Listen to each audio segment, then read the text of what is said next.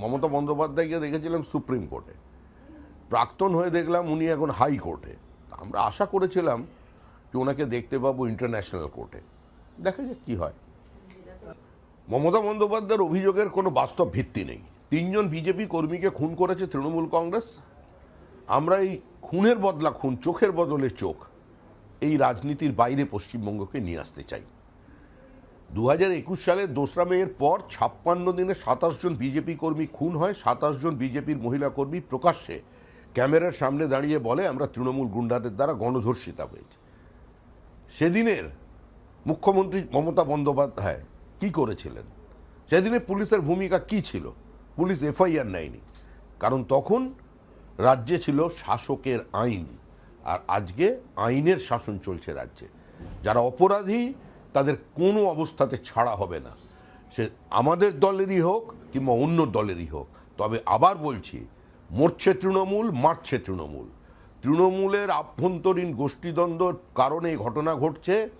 4 ঘন্টার বিজেপিরা আজকে বিভিন্ন জায়গায় আক্রমণ করছে।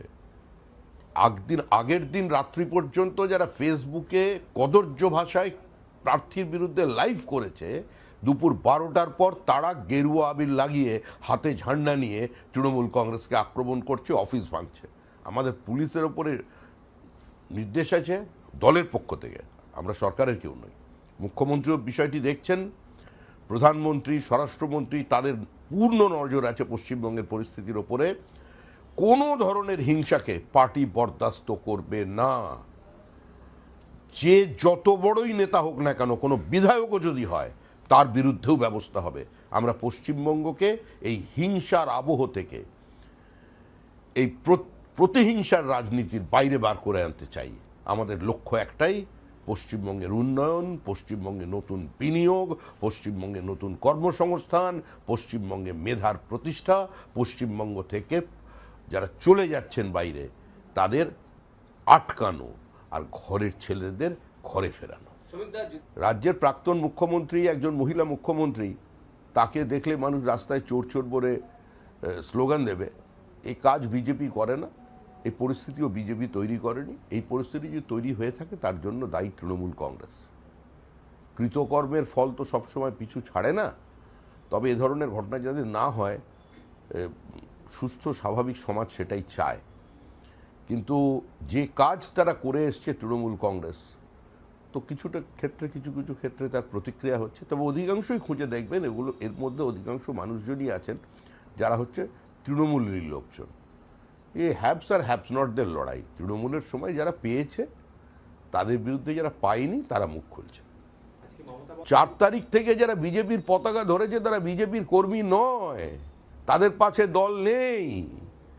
তাদের চিহ্নিত করুন, পুলিশকে দিয়ে তুলিয়ে দিন তাদের। আমরা এগুলো হতে দেব না। বিজেপির কোনো ট্রেড ইউনিয়ন নেই, বিজেপির কোনো ছাত্র সংগঠন নেই, বিজেপির নিজস্ব গঠনতন্ত্রের ওপর চলে। বিজেপি কারোর জানলা দিয়ে উঁকি মেরে অন্য দলের কর্মীকে টেনে আনার পক্ষে নেই। কেউ ঢুকতে পারবেন না। এখন যখন নেবার হবে, যাদের নেওয়ার কথা পার্টি মনে করবে, তখন তাদের নেওয়া হবে। সরকার সরকারের কাজ করছে, সরকারকে একটু সময় দিন। সবেমাত্র শপথ হয়েছে, আর পার্টি পার্টির কাজ করছে। দল কোনোভাবে সরকারের কাজকর্মের ওপরে হস্তক্ষেপ করবে না। আমাদের কোনো রকম অভাব অভিযোগ থাকলে, কোনো জায়গায় কোনো বিচ্যুতি থাকলে, সেটা আমরা শুধুমাত্র জানিয়ে দেব।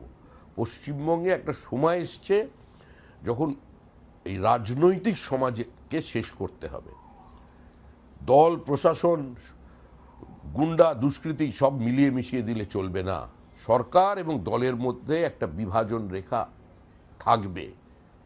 পশ্চিমবঙ্গ রাজ্য সরকার তৈরি হয়েছে, বিজেপি সরকার তৈরি হয়নি। আপনারা দেখছেন সময় বাংলা, সময়ের সাথে সবার পাশে।